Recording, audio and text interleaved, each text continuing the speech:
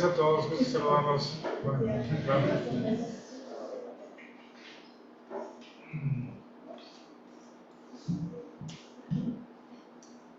Seguimos en Gálatas y ahora que regresó Víctor, yo creo que nos vamos a poner ya de acuerdo en el día y la hora para la invitación que abrimos a los varones para juntarnos a estudiar el libro de Gálatas previamente y poder también orar y platicar al respecto. El libro de Gálatas es muy importante en relación a la doctrina de nuestra identificación con Cristo, lo que somos en Cristo y la separación o el problema, el riesgo que puede haber cuando los creyentes en Cristo, libres de la esclavitud del pecado, libres de la ley, regresamos o queremos regresar a agradar a Dios por medio de la ley. Y Pablo en estos primeros versículos está poniendo como que está preparando el camino para llegar eventualmente a los siguientes capítulos a desglosar finamente estas verdades y los porqués de este tema, pues por qué Pablo se levanta y se pone tan enérgico al defender estas verdades del Evangelio. Estas verdades que despliega en los siguientes capítulos son contenidos, o es parte del Evangelio, ¿sí? Es lo que contiene el Evangelio y por eso Pablo lo defiende. Les voy a leer este versículo del 1 al 7, no les voy a decir de qué capítulo, no les voy a decir dónde está, pero escúchenlo y ustedes se van a dar cuenta o van a identificarlo quizá. Pero escúchenlo primero. Son 7 versículos. Dice: ahora, así dice Jehová, creador tuyo, oh Jacob, y formador tuyo, oh Israel. No temas, porque yo te redimí, te puse nombre, mío eres tú. Cuando pases por las aguas, yo estaré contigo, y si por los ríos, no te anegarán. Cuando pases por el fuego, no te quemarás, ni la llama arderá en ti. Porque yo, Jehová, Dios tuyo, el Santo de Israel, soy tu Salvador. A Egipto he dado por tu rescate, a Etiopía y a Seba por ti.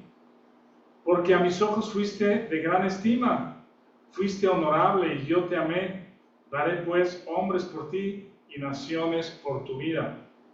No temas, porque yo estoy contigo.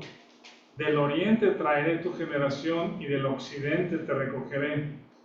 Diré al norte, da acá, y al sur, no detengas. Trae de lejos mis hijos y mis hijas de los confines de la tierra. Todos los llamados de mi nombre, para gloria mía los he creado, los formé y los hice. ¿Identificaron en qué libro está este texto? ¿Se acuerdan? Isaías 43. Isaías 43. Dios dándole seguridad o palabras de aliento al pueblo de Israel, viene de decirles que no hizo caso, que es un pueblo rebelde en los versículos anteriores, que no aprende de la disciplina, pero en todo eso, la obediencia, por decir, la razón por la que Dios ama al pueblo de Israel no es por ellos mismos, ¿sí? No es por ellos mismos, no es por las cosas buenas que ellos han logrado o que hayan sido un pueblo especial, ¿verdad?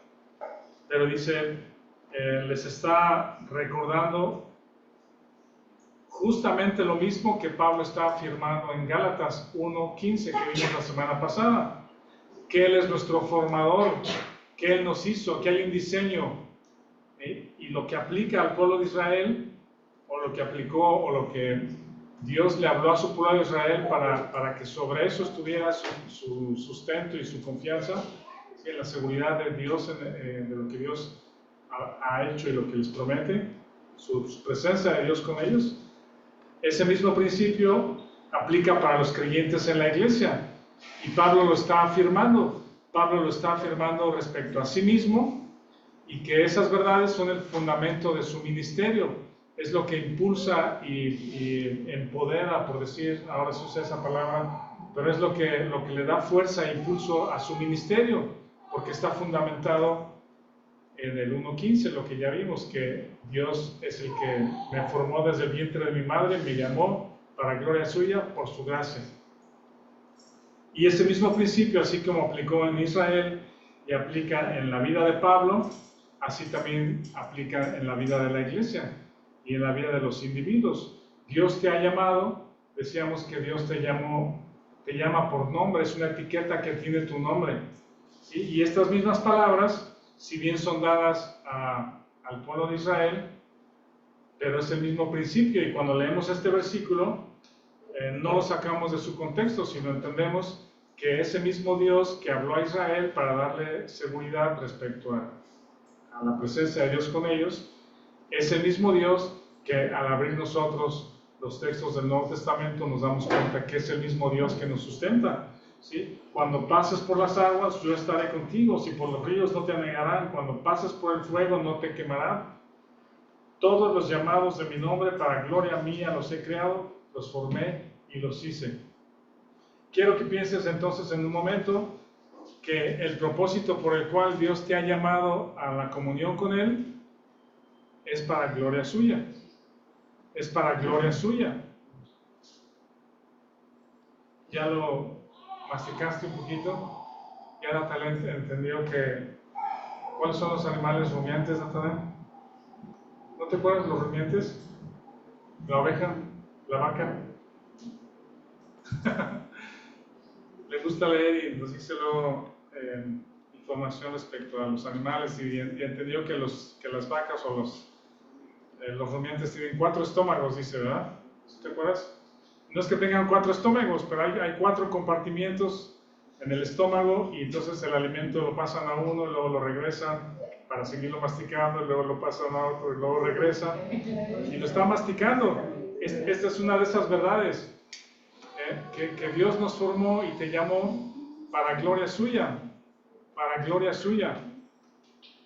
Ahora vámonos a Gálatas.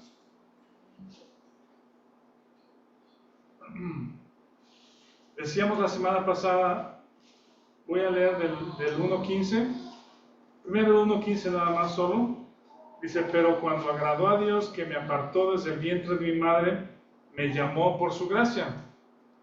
Desglosamos ese versículo en primero que Dios es el Dios de los peros, es la intervención divina, Efesios 2, estando muertos en delitos y pecados, pero Dios, que es rico en misericordia, es la intervención divina.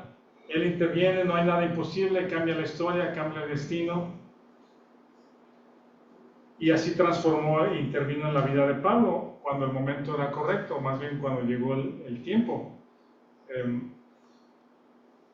No es la primera, digamos, intervención de Dios.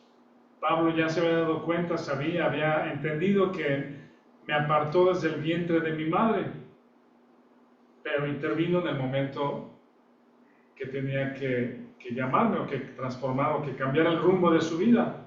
¿Sí? El llamado que Dios hace a los creyentes es por su gracia, es porque Él es soberano, porque le agradó, simplemente porque Él quiso, por su buena voluntad somos llamados, Efesios 1.5 también. Leí una frase de Pérez Millos la vez pasada, que la quiero repetir: la soberanía hace lo que determina cuando quiere y como quiere, sin que nadie pueda condicionarlo o contradecirlo. La doctrina de la soberanía es repugnante para el hombre y en cierta medida afecta el pensamiento de muchos creyentes. Dios, así como apartó a su pueblo Israel, apartó a Pablo, lo separó desde el vientre de su madre, de la misma manera Dios te formó a ti en el vientre de tu madre. Sí, damos gracias a Dios por las mamás. En estos días las recordamos y ponemos una foto y recordamos lo que Dios nos ha dado a través de ellas. Y en el mismo momento o en el mismo pensamiento podemos incluir que dentro del vientre de nuestra madre Dios nos estaba entretejiendo, estaba formándonos, ¿sí? No solamente el sexo, pero también los padres, los hermanos, el número de hijos, la raza, la etnia, el origen, el país de nacimiento, las características físicas, las características mentales, el momento, la historia, por qué nacimos en esta generación y hasta el día de muerte estaba preestableciendo Dios en el vientre de nuestra madre. Lo mismo sucedió con David y él lo expresa en el Salmo 139. Lo mismo dice Isaías en Isaías 49, lo mismo dice Jeremías y lo mismo dice Lucas respecto a Juan el Bautista, ¿sí? Lo mismo sucede contigo. Y nos llamó. Cuando el creyente nos damos cuenta o masticamos esa verdad de que desde el vientre de mi madre Dios me conoce, Dios me formó, entonces llega el momento en nuestra vida en que entendemos para qué lo hizo de esa manera, para qué lo hizo de esa manera, para qué soy lo que soy, para qué tengo lo que tengo, para qué estoy donde estoy y cómo soy. ¿Sí? Eso es un diseño de Dios, no, nada es por accidente, nada es por accidente, sino Él te diseñó para que estuvieras hoy. ¿Cómo estás? ¿Dónde estás? Con lo que tienes, con lo que eres. Y dice Pablo, y me llamó por su gracia. Todo creyente tenemos también un llamado, hemos sido convidados por nombre, porque hay un propósito, hay una razón, hay un propósito. Esos propósitos, les decía que no necesariamente son grandiosos o espectaculares. Ahorita les voy a mostrar o tratar de mostrar que la grandeza viene de Dios. El título que le puse a esta mañana es lo que dice el versículo 24 de Gálatas 1, es glorificaban a Dios en mí. Piensen en eso. Pablo dice, glorificaban a Dios en mí. ¿De quién es la grandeza? ¿El gran Pablo? No, es el pequeño Pablo y el gran Dios. ¿Sí? El propósito al que Dios te llamó no es para que seas el gran, y pone tu nombre, ¿sí? Y hagas cosas grandiosas, ¿sí? Para que tu nombre sea levantado, sino es para que la gracia de Dios en nosotros se muestre y Él sea exaltado, que Él sea glorificado. No hay tarea, ministerio, propósito pequeño cuando Dios es glorificado. Y a eso fuiste llamado. Luego continúo, acompáñenme a leer si quieren, lo leemos juntos ahí en Gálatas 1. Me parece muy interesante, espero que a ustedes también les esté siendo muy iluminador. Dice el versículo desde el 15 al 24, Gálatas 1 del 15 al 24. ¿Ya lo tienen? Sí.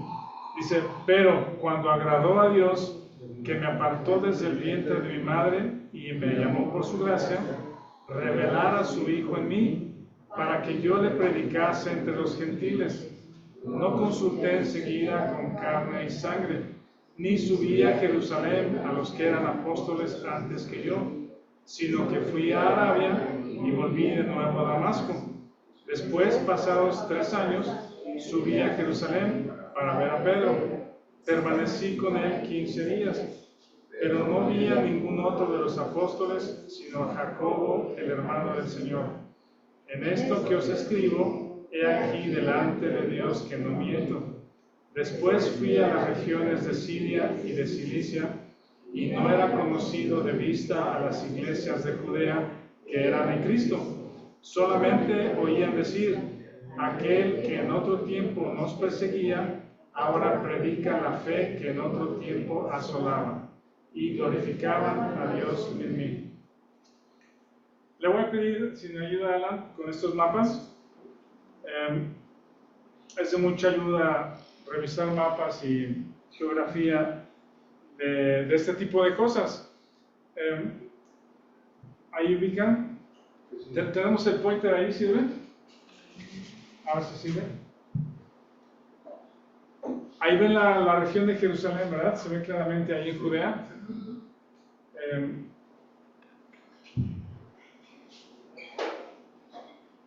Damasco es una ciudad al norte de Jerusalén, está más allá de Galilea. ¿Se acuerdan que Jesucristo desarrolló su ministerio? La primera parte en Galilea, alrededor del mar de Galilea, de donde eran los discípulos, y después otra parte en Judea, que era la región del sur. Damasco está más allá de Galilea. Damasco actualmente es la capital de Siria. De hecho, allí está en la región de Siria. ¿No sirve el puente? No, no hay pila. Ahí está Jerusalén. Y me llama la atención que Pablo pide cartas en Jerusalén. Los sacerdotes le dan cartas para que vaya a perseguir a los cristianos, a los discípulos de Jesús, al norte, a Damasco. Entiendo que Pablo estaba muy familiarizado con la región del norte, que es un poco más al norte, Antioquía, también como parte de Siria. Ahí no aparece en el mapa, pero luego da la vuelta por el territorio y está Tarso, que es donde Pablo nació y creció. Y ahí Tarso está en la región de Cilicia. Me da la impresión, o quiero pensar también, que Pablo estaba muy familiarizado con esta región, por supuesto, de Tarso, Antioquía y Damasco. Ahí lo ven entonces, aquí está Jerusalén. Ahí está. ¿Saben qué distancia hay entre Jerusalén y Damasco? ¿Algún cálculo? 250 kilómetros. No, frío. Frío, ingeniero. 250. 500, estaba más cerca. Son 400 kilómetros. 399 es lo que dice De acá más. ¿De aquí a Mazatlán? Sí, es más o menos, ¿no? 400 kilómetros. O sea, iban en camello. ¿qué les dice ir a perseguir cristianos a 400 kilómetros? Mucho coraje. Pablo es lo que dice. Dice, yo estaba enfurecido por perseguirlos y matarlos. ¿Sí? O sea, no es como que, ay, ya déjalos, o sea, que se vayan, pues. Ya se fueron, ya déjalos allá. Era hazaña, ¿no? Sí, Pablo, de hecho me llama mucho la atención y quiero que vayamos un poquito a esto porque a ver si alguien tiene la respuesta, pero ¿saben ustedes que en el libro de Hechos 3 veces está el relato de su conversión? ¿Sí? ¿Qué necesidad de que haya 3 veces? ¿Por qué 3 veces? Yo todavía no encuentro la respuesta, estoy tratando de investigar, indagar. Hice 3 columnas de lo que relata la primera, o sea, la conversión que escribe Lucas. Lucas es el que relata, bueno, Lucas escribe los 3 relatos, pero uno es dada por Lucas y los otros 2 son de voz de Pablo, ¿sí? También los escribe Lucas, pero Pablo es el que está relatando su conversión. Hermano, ¿por qué 3 veces? Es para nosotros, ¿no? Es increíble de creer. Pues sí, increíble. Normalmente, ¿por qué afirma 3 veces alguna cosa? No encuentro todavía la respuesta muy concreta, pero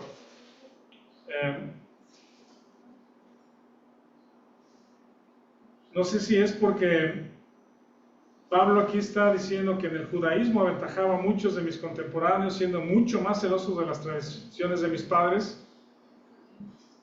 como enfurecido, persiguiendo a los discípulos, amenazándolos, persiguiéndolos, metiéndose a los cárceles, y menciona el texto, hombres y mujeres, ¿sí? Y 400 kilómetros al norte, cuando es, ya déjalos, no, voy por ellos, y hacia allá iba con cartas, iba con autorización de los sacerdotes para perseguirlos, maltratarlos y traerlos presos a Jerusalén. Pero cuando agradó a Dios, que me apartó desde el vientre de mi madre, me llamó por su gracia. ¿Sabes? Deja de hacer lo que estás haciendo, cambia tu corazón y ve lo que tengo para ti, y esto que tengo para ti o que tengo preparado para ti fue diseñado desde el vientre de tu mamá. Vamos a ir, yo creo que muy rápido, a Hechos 9, porque ahorita lo vamos a analizar un poquito. Vean, Hechos 9 es el primer relato que Lucas escribe de la conversión de Pablo, ¿no? Lo voy a leer. Esto sucede alrededor del año 36 o 37 después de Cristo, es decir, muy cerquita de la resurrección, ¿sí? Realmente poquitos años, muy cerquita de la venida del Espíritu Santo en Hechos, ¿verdad? Poquitos años después, Pablo ya está persiguiendo a los cristianos, da su voto para que muera Esteban, ajá, y esto sucede. ¿Está enfriando o está calentando? Está calentando. Bueno, dice, vean, Hechos 9:1 dice, Saulo, respirando aún amenazas y muerte contra los discípulos del Señor, vino al sumo sacerdote a Jerusalén y le pidió cartas para las sinagogas de Damasco, a fin de que si hallase algunos hombres o mujeres de este camino los trajese presos a Jerusalén. Mas yendo por el camino aconteció que al llegar cerca de Damasco, repentinamente le rodeó un resplandor de luz del cielo, y cayendo a tierra oyó una voz que le decía, Saulo, Saulo, ¿por qué me persigues? Y él dijo, ¿quién eres, Señor? Y le dijo, yo soy Jesús, a quien tú persigues. Dura cosa te es dar cosas contra el aguijón. Y vean esto, él, temblando y temeroso, dijo, Señor, ¿qué quieres que yo haga? Y el Señor le dijo, levántate y entra en la ciudad y se te dirá lo que debes hacer. Y los hombres que iban con Saulo se pararon atónitos, oyendo a la verdad la voz, mas sin ver a nadie. Entonces Saulo se levantó de tierra y abriendo los ojos no veía a nadie, así que llevándole por la mano le metieron en Damasco, donde estuvo 3 días sin ver y no comió ni bebió. Había entonces en Damasco un discípulo llamado Ananías, a quien el Señor dijo en visión, Ananías, y él respondió, heme aquí, Señor. Y el Señor le dijo, levántate y ve a la calle que se llama Derecha y busca una casa, en casa de Judas, a uno llamado Saulo de Tarso, porque he aquí él ora, y ha visto en visión a un varón llamado Ananías que entra y le pone las manos encima para que recobre la vista. Entonces Ananías respondió, Señor, he oído de muchos acerca de este hombre, cuántos males ha hecho a tus santos en Jerusalén, y aún aquí tiene autoridad de los principales sacerdotes para prender a todos los que invocan tu nombre. El Señor le dijo, ve, porque instrumento escogido me es este para llevar mi nombre en presencia de los gentiles y de reyes y de los hijos de Israel, porque yo le mostraré cuánto le es necesario padecer por mi nombre.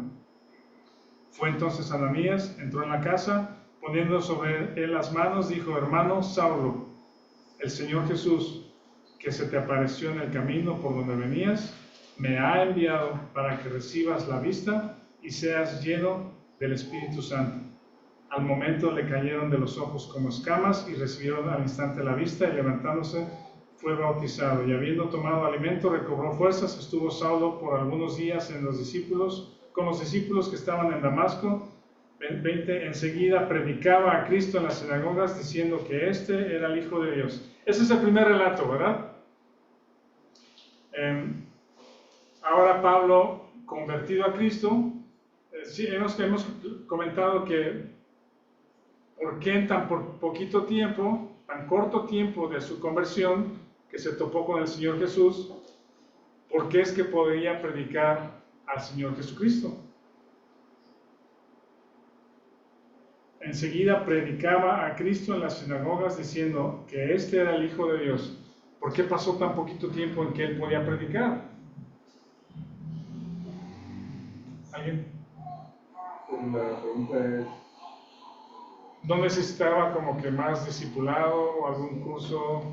él conocía la historia, pues, las escrituras.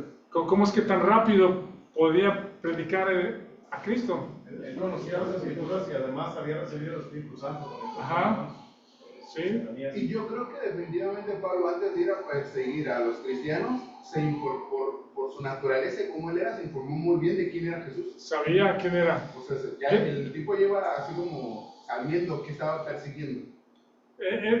Quisiera saber, no he encontrado nada de información y los teólogos, no sé si dicen mucho, pero, o sea, ¿era contemporáneo de Jesús en algún momento? ¿Se habrá cruzado con él?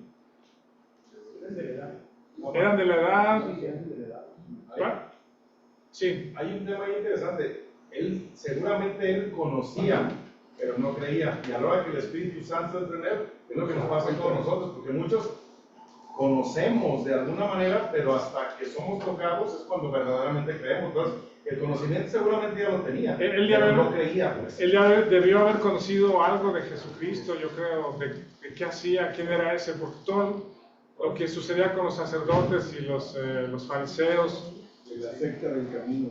El camino. Él venía a Jerusalén muchas veces, aunque quizás su movimiento era más al norte, pero él dice que en Jerusalén él conocía. Pablo estudiaba y seguramente Pablo leyó todo acerca de la venida del Mesías. O sea, Pablo sabía que iba a venir el Mesías, pensaba que Jesús era un charlatán posiblemente. Sí. Pero cuando el Espíritu Santo le revela, él se da cuenta que todas las profecías se cumplen en Cristo y obviamente ahora es lo que comparte, porque todo lo que se iba a compartir era lo que tenía en el Antiguo Testamento. Pablo no compartió en sus cartas, Pablo compartió todo el Antiguo Testamento y el Nuevo Testamento es la revelación de Jesucristo. Así el Nuevo es. Testamento en las cartas Aparte de había Pablo. escuchado el discurso de Esteban, él estaba ahí. Completamente, él sabía de lo que estaba diciendo y lo mató, consintió en su muerte porque lo consideró una herejía, lo consideró errado, que el Mesías era Jesucristo. Lo consideró errado, pero era la pieza que le faltaba a todo su conocimiento, Jesucristo. Y cuando Jesucristo se le aparece, yo soy Jesús, me persigue, estoy resucitado, pues, ¿verdad? Se le apareció resucitado.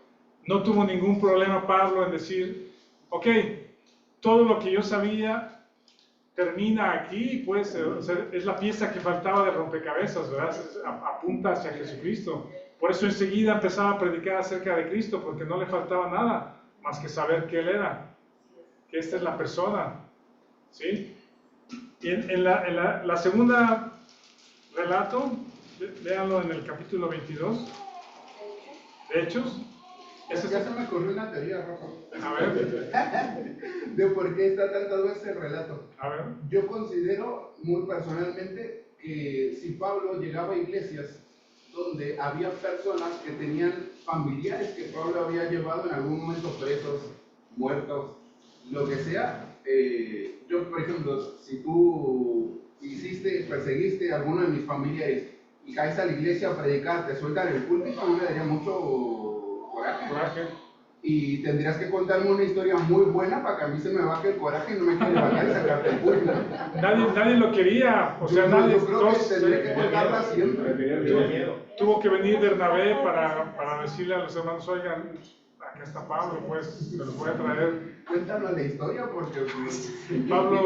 Bernabé llegó como bajándole los ánimos, diciéndoles que sí se convirtió, pues, y los hermanos no lo querían ni ver.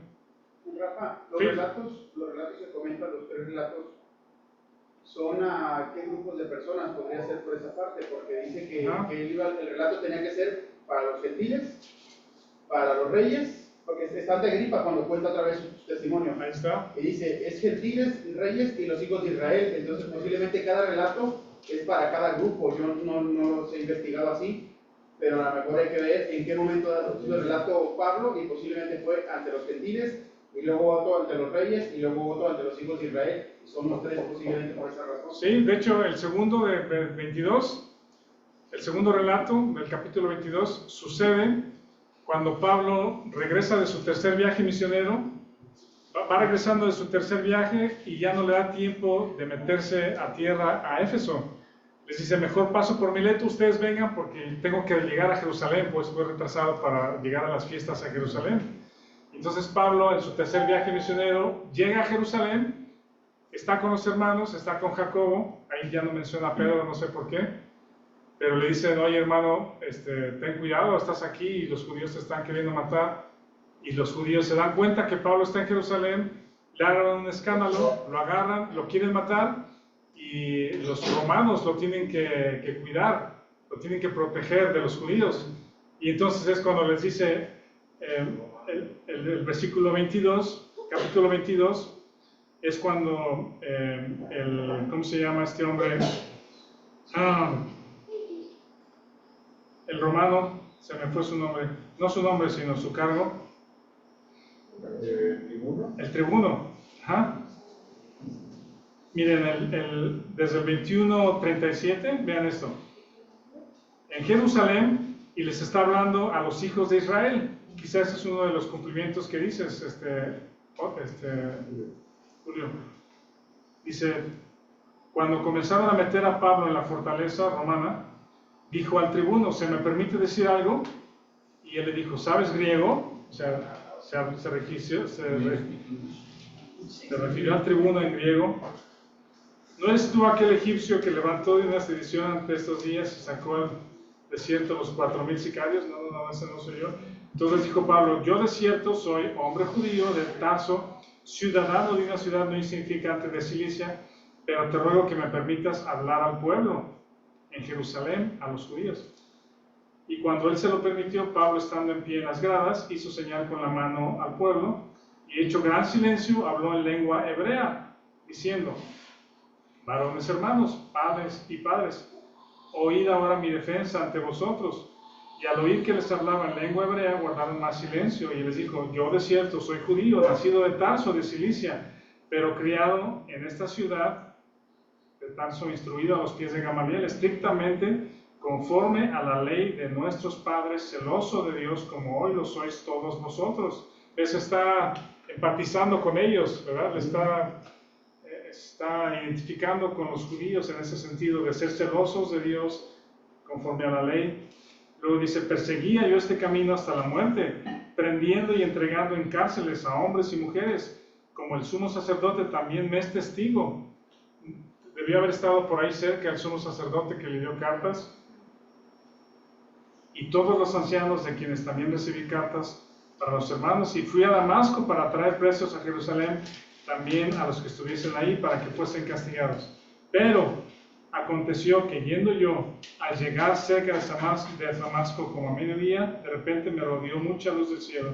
Caí al cielo, oí una voz que me decía, Saulo, Saulo, ¿por qué me persigues? Yo entonces respondí, ¿quién eres, Señor?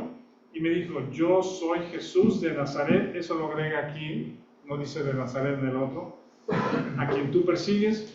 Y los que estaban conmigo vieron a la verdad la luz, se espantaron, pero no entendieron la voz del que hablaba conmigo. Le dije, ¿qué haré, Señor? Y él me dijo, levántate y ve a Damasco, ahí te dirá todo lo que es ordenado que hagas.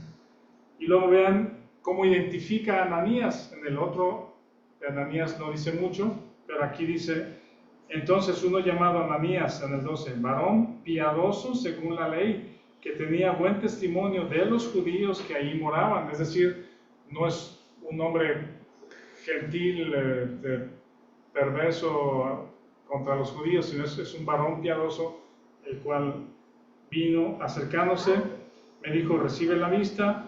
Yo en aquella misma hora recobré la vista, lo miré, y él dijo, el Dios de nuestros padres te ha escogido para que conozcas su voluntad y veas al justo y oigas la voz de su boca, porque serás testigo suyo a todos los hombres de lo que has visto y oído.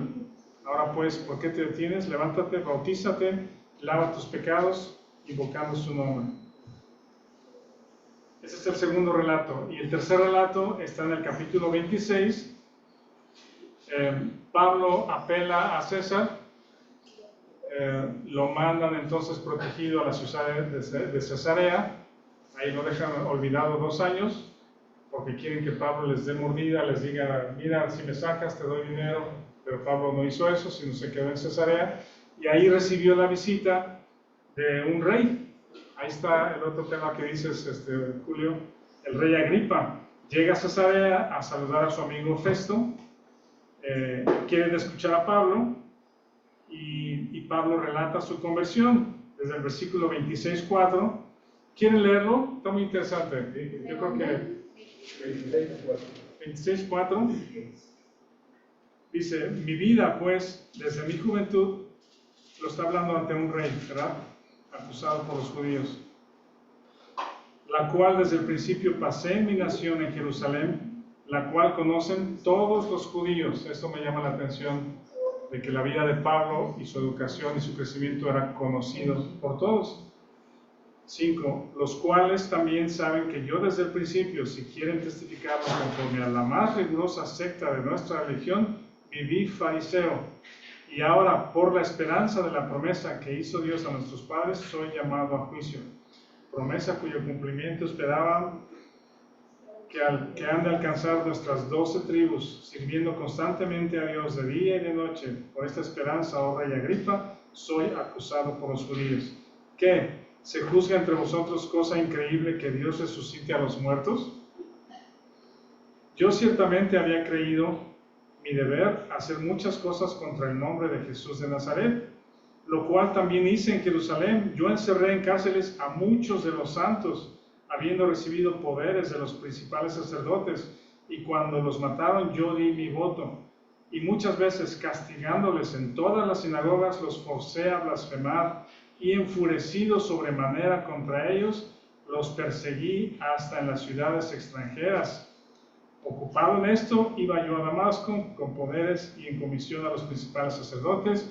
Cuando a mediodía, oh rey, yendo por el camino, vi una luz del cielo que sobrepasaba el resplandor del sol, la cual me rodeó a mí y los que iban conmigo. Habiendo caído todos nosotros en tierra, oí una voz que me hablaba y decía en lengua hebrea: Saulo, Saulo, ¿por qué me persigues? Dura cosa te es dar cosas contra el aguijón. Yo entonces dije: ¿quién eres, Señor? Y el Señor dijo: yo soy Jesús a quien tú persigues, pero levántate y ponte sobre tus pies, porque para esto he aparecido a ti, para ponerte por ministro y testigo de las cosas que has visto y de aquellas en que me apareceré a ti, y librándote de tu pueblo y de los gentiles, a quienes ahora te envío. Y vean esto: para que abras sus ojos, para que se conviertan de las tinieblas a la luz y de la potestad de Satanás a Dios, para que reciban por la fe que es en mí perdón de pecados y herencia entre los santificados. Por lo cual, oh rey Agripa, no fui rebelde a la visión celestial, sino que anuncié primeramente a los que están en Damasco y Jerusalén y por toda la tierra de Judea y a los gentiles, que se arrepintiesen y se convirtiesen a Dios, haciendo obras dignos de arrepentimiento. Hasta aquí si quieren la lectura, pero esos son los 3 relatos de Hechos. Saulo recibió su nombre seguramente en honor a Saúl, el rey Saúl, que era de la tribu de Benjamín. Saulo también era de la tribu de Benjamín. Saulo significa deseado, y él fue crecido, instruido a los pies de Gamaliel en una ciudad no insignificante llamada Tarso.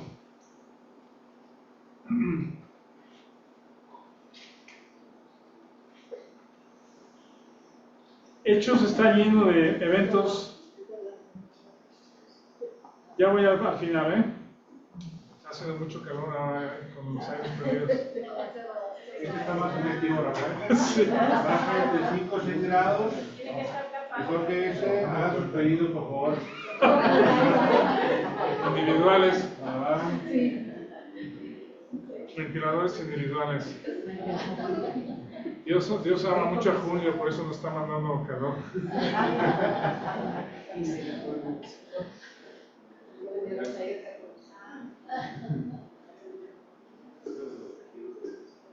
El libro de Hechos está lleno de eventos no previstos, ¿sí? Eventos fuera de algún script, por decirlo, de lo deseable o de lo ideal, ¿sí? La cárcel en Filipos, perseguidos, apedreados, ¿cómo se llama? El barco que se naufraga, o sea, está lleno de imprevistos, pero no planeado, quiero decir, ¿sí? Es parte de lo que Dios hace en la vida de los creyentes, en la vida de Pablo, en la vida de los creyentes. Muchas problemáticas que desanimarían a cualquier persona. La vida está llena de problemáticas, de obstáculos que pueden desanimar a cualquiera. Pablo dice, una cosa hago. El elemento de gloria en la vida de Pablo, si Pablo se atreve a decir que glorificaban a Dios en mí, viendo toda esta historia, ¿verdad? Siendo perseguidor a tal grado, estar enfurecido, toparse con el Jesús mismo, yo soy Jesús a quien tú persigues, y ahora enseguida predicando el Evangelio con todo entusiasmo, con toda fuerza, con toda su pasión. El elemento de gloria lo aporta Dios. Dios es el que aporta el elemento de gloria. No es de nosotros. Nosotros no podemos aportar ese elemento que glorifica a Dios. No lo producimos. Su gloria se muestra, más bien, en medio de esas circunstancias difíciles y se muestra en nuestras miserias. La grandeza de Dios se muestra en el espectáculo de la muerte del Señor Jesucristo. ¿Se acuerdan que leímos en Lucas que era un espectáculo? Las mujeres llorando, la gente corriendo, los discípulos huyendo. Un día terrible, pues, el día oscureciéndose, el terremoto, o sea, un día terrible. Pero ahí se muestra la grandeza de Dios.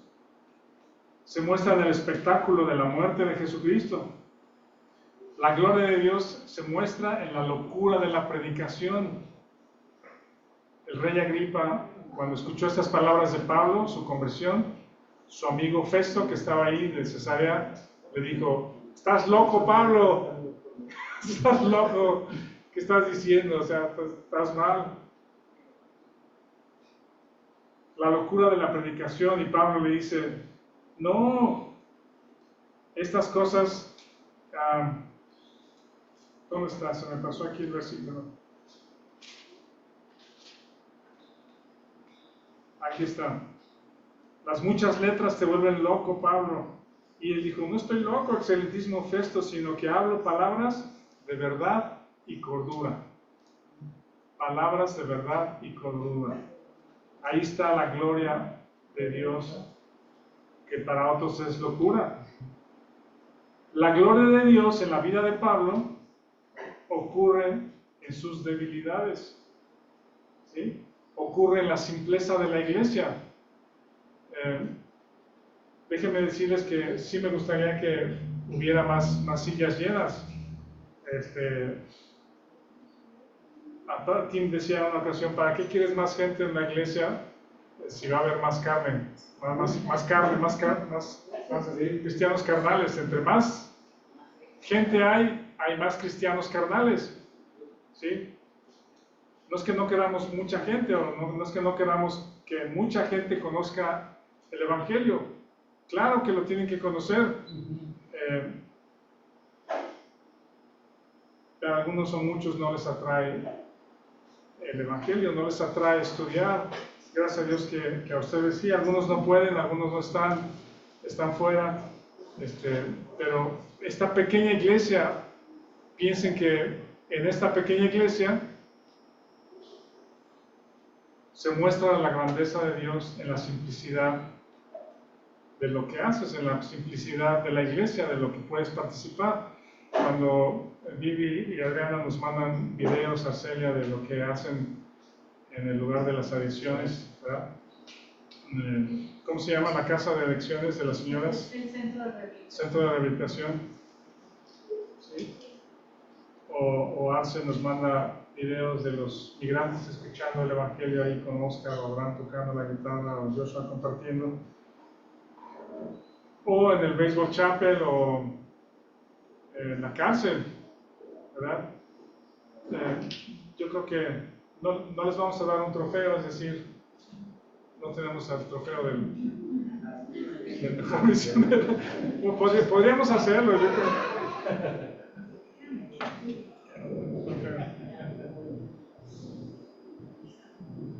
La iglesia no hace eso, quiero decir, ¿verdad? Pero mi punto es, en las cosas simples, en medio de los obstáculos, alguien es tocado por el poder del Evangelio, por la verdad del Evangelio, por la cordura del Evangelio, por la predicación de la resurrección.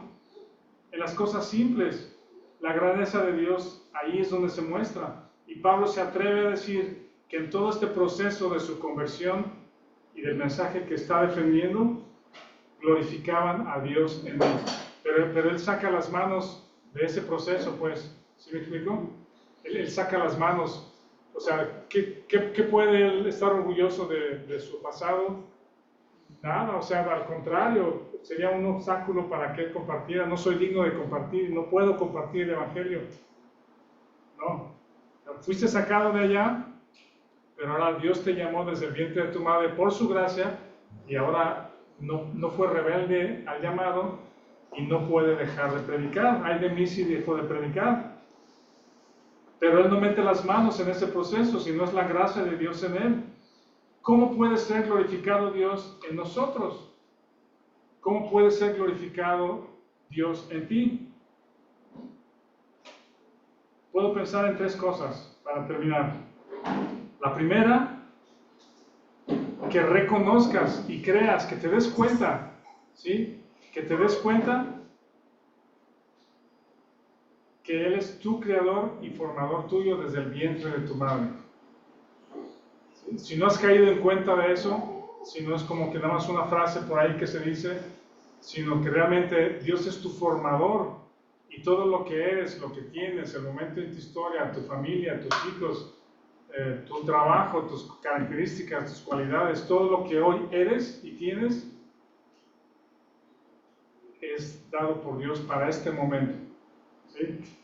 Reconócelo de esa manera. Número 2, que tu conversión haya sido real. ¿Sí? Una persona necesita una conversión verdadera y real. Yo sé que le estoy hablando a hermanos creyentes que nos conocemos desde hace mucho tiempo, pero una persona, como dice Pablo, tiene que abrir sus ojos, convertirse de las tinieblas a la luz, ser sacado de la potestad de Satanás y convertirse a Dios, recibir por fe perdón de pecados, herencia entre los santificados, arrepentimiento y conversión. Si una persona no pasa por ese proceso de conversión, de ser otro, Dios no puede ser glorificado. ¿Sí?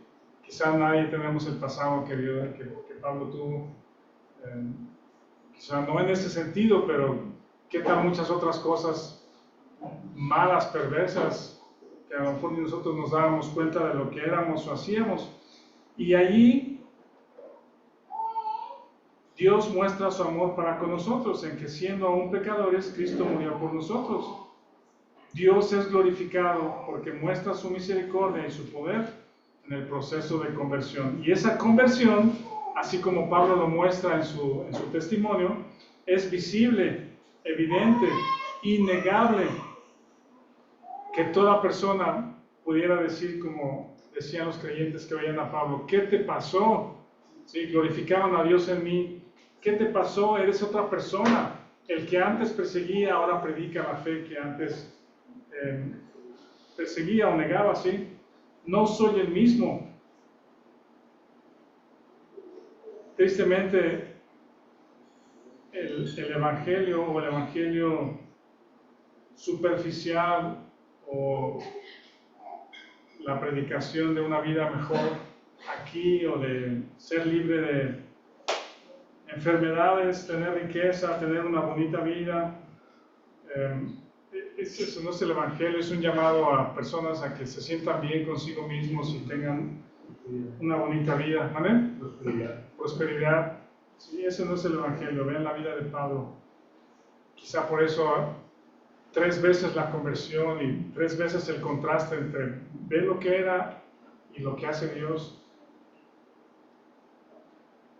Y la tercera cosa, después de que te das cuenta que has sido formado desde el vientre de tu madre, que has tenido una conversión real y verdadera, que has nacido espiritualmente de nuevo, es el propósito que tiene en tu vida. ¿Sí? Ejecuta la tarea con convicción y seguridad. Pablo, por alguna razón, le dice al rey, Agripa, no fui rebelde a la visión, no fui rebelde a la visión. No sé si se pudo haber negado, yo creo que no, pero es parte de la gracia y de la misericordia de Dios que nos saca y nos transforma y luego nos impulsa. Pero tiene un propósito, hazlo con todas tus fuerzas, diría el texto también. Lo que venga a la mano a hacer, lo que te venga a la mano a hacer, hazlo con todas tus fuerzas, persevera en ello, no desmayes, porque Dios está siendo glorificado en tu vida. Fortalécete en el poder de su fuerza. ¿Ya sabes a lo que Dios te llamó? Contesta esa pregunta. ¿Sabes a lo que Dios te llamó? ¿Sí? Afuera, en tu familia, en la iglesia. Si no sabes a lo que Dios te llamó, posiblemente es porque no hayas entendido y no te hayas visto como que Dios te formó desde el vientre, o no hayas tenido conversión real como la de Pablo, y por lo tanto no tienes un propósito para vivir. Por cierto, ya en semanas pasadas retomamos el tema, José Eduardo, Víctor y un servidor, de lo que habíamos venido hablando de los diáconos y ancianos. Y primero Dios, es algo que queremos hacer, que tenemos que hacer, que es parte de la responsabilidad que tenemos. Primero Dios, eventualmente los invitaremos a los que hayan sido recomendados para desempeñar esta función pues dentro de la iglesia. Bueno, Dios te llamó para ser solteros, para ser soltera. ¿Todavía no te casas? ¿Te has preguntado, me habrá llamado Dios si no te has casado para ser soltero? ¿Para estar soltera? No lo sé. ¿Te ha llamado Dios para casarte? Hazlo bien. Si Dios te llamó para casarte, hazlo bien, confiando en Él, obedeciendo a tus padres. Hazlo bien para el Señor. Dios te llamó para ser madre. Hazlo con todo tu corazón. Dios te ha encargado esos pequeños para que los instruyas. Le preguntaba a Juanito respecto a si hace 2 semanas, ¿verdad? De familia. Y decía, si Dios lo trae bien, si no, también. No. Dios te llamó para ser empresario, para ser misionero, para ser pastor o anciano o líder en la iglesia, no lo sé. Para ser un empleado, ser un gran empleado que glorifique a Dios. Para ser emprendedor, para ser ejecutivo, para ser ama de casa, para ser maestro, para orar por los perdidos. Haz tu lista de oración si tienes tiempo y tienes un corazón dispuesto. No tienes tiempo para ir, no tienes tiempo para salir. En tu casa puedes orar por los perdidos, las familias, los enfermos. ¿Tienes tiempo para ir? ¿Tienes habilidades? ¿Tienes talentos? No seas rebelde al llamado. Dile a Dios, aquí está. Esto es lo que soy, esto es lo que tengo. Impúlsame a tu propósito. Y para gloria de Dios, para gloria de Dios, que Él sea exaltado, que Él sea glorificado en medio de nuestras debilidades. No por lo que nosotros somos, sino por lo que Él ha hecho en nuestras vidas. Gracias a todos. Gracias, Vic.